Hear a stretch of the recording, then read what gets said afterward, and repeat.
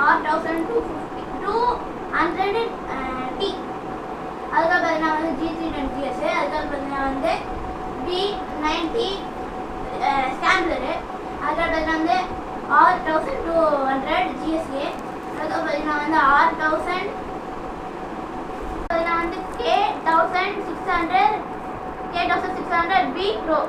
அதுக்கப்புறம் பார்த்தீங்கன்னா வந்து F750 GS. அதுக்கப்புறம் பார்த்தீங்கன்னா வந்து N90T. அதுக்கப்புறம் பார்த்தீங்கன்னா வந்து KL 1600 GATL. அதுக்கப்புறம் பார்த்தீங்கன்னா வந்து அதாவது ப்ரோ ரெண்டுமே சேர்த்து வரும். அதுக்கப்புறம் பார்த்தீங்கன்னா வந்து F850 GS. நிறைய இருந்துச்சு. பார்த்து போடுறோம்.